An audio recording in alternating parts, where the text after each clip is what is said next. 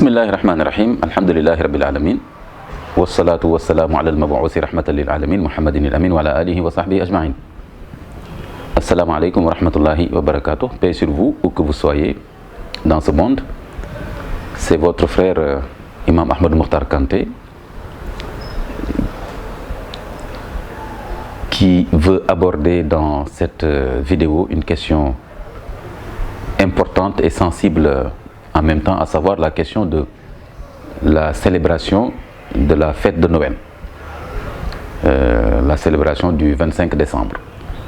On sait qu'au Sénégal, dans notre pays, il y a certains musulmans et certaines musulmanes, surtout les jeunes, qui célèbrent, entre guillemets, je dirais, cette fête de Noël, sans pour autant savoir quelles sont les vraies motivations de cette célébration, parce que beaucoup de musulmans considèrent qu'il faut être solidaire avec nos frères et sœurs chrétiens qui célèbrent, n'est-ce pas, une grande personnalité dans la chaîne des prophètes, à savoir Jésus-Christ.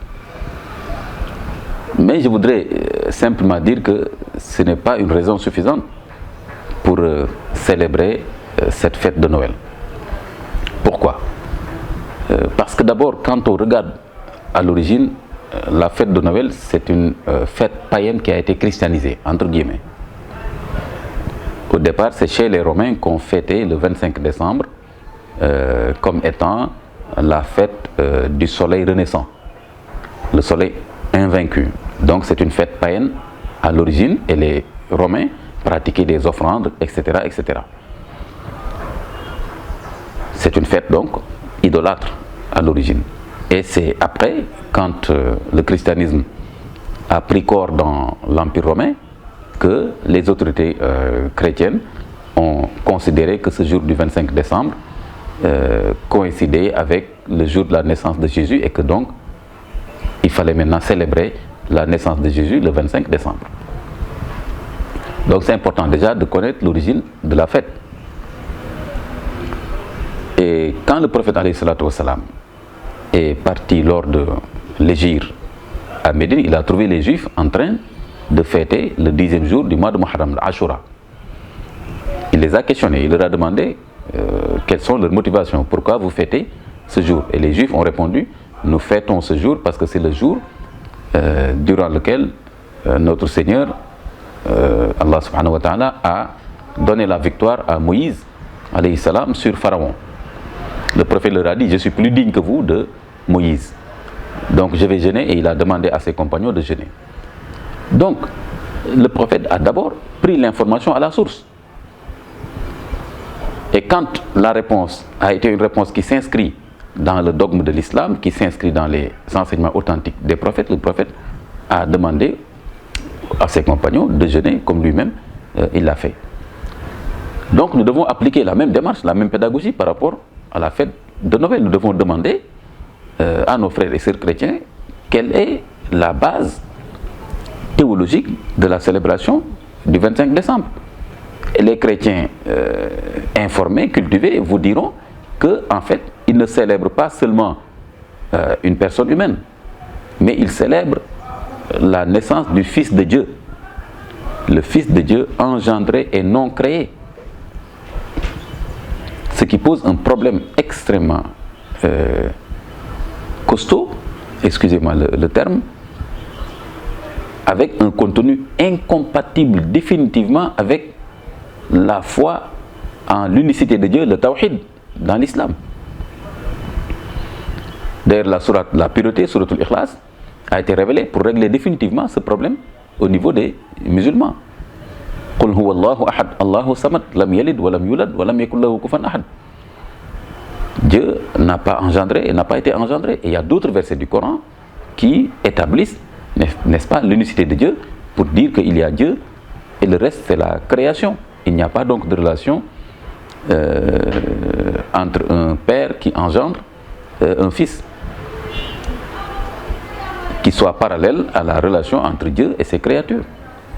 Donc si c'est cela l'origine de la célébration de Noël, elle est incompatible avec le dogme de l'islam. Donc les musulmans n'ont rien à faire avec cette fête. ne peuvent pas, ne doivent pas célébrer cette fête.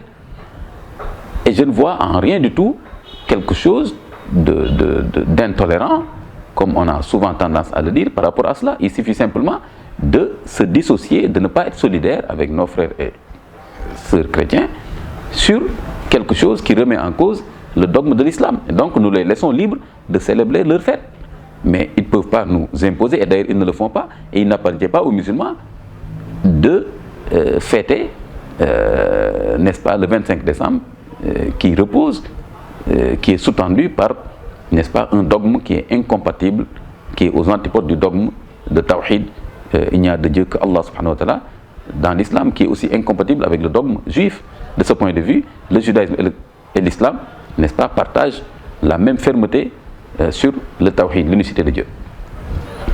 Donc laissons nos frères chrétiens et sœurs chrétiens célébrer leur fête comme ils l'entendent.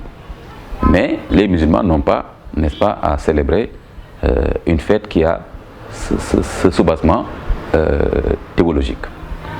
On trouvera dans aucun verset du Coran, dans aucun hadith du prophète, dans aucun propos des premières générations, les compagnons du prophète, les tabi'in, jusqu'à nos illustres savants et érudits des dernières générations, si je cite Cheikh Al-Khadim, Cheikh Ahmad Bamba, si je cite Haj Malik Sy, ça suffit.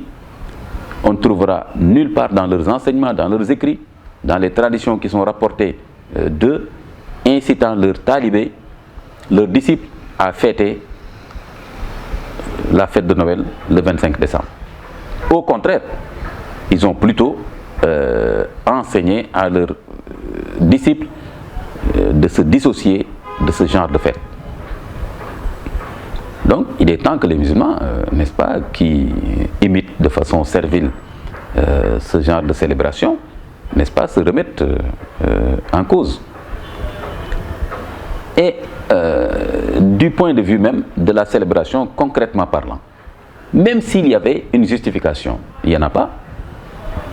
S'il y en avait, la charia aurait dit comment est-ce qu'on doit célébrer la naissance de Jésus. D'ailleurs, le jour de sa naissance comporte des erreurs.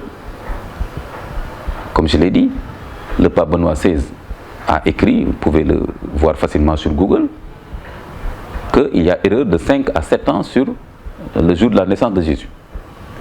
D'autres auteurs ont montré que le 25 décembre, coïncidant avec un jour d'hiver, ne correspond pas aux descriptions de l'évangile sur la naissance de Jésus. Donc, erreur de 5 à 7 ans, erreur aussi sur le mois.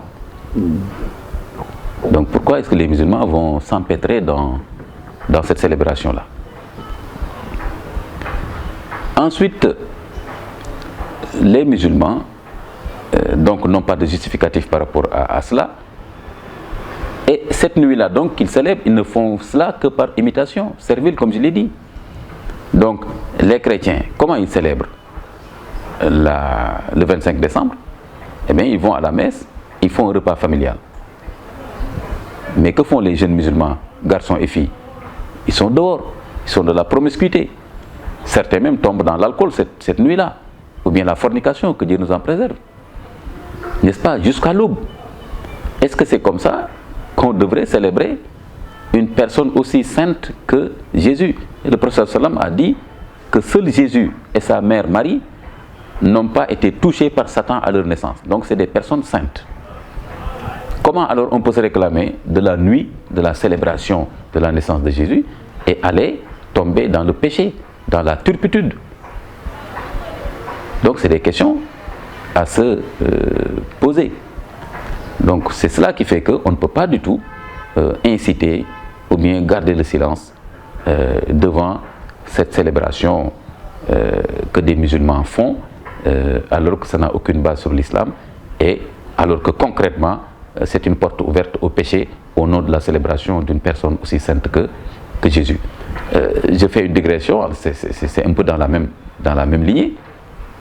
Dans la même ligne, excusez-moi, ça s'inscrit en droite ligne de ce qui se fait aussi, par exemple, ce qu'on appelle le 15 août, où on prétend célébrer l'ascension de notre mère, de Marie, et on voit des gens, des garçons et des filles, dans les plages, jusqu'à l'aube.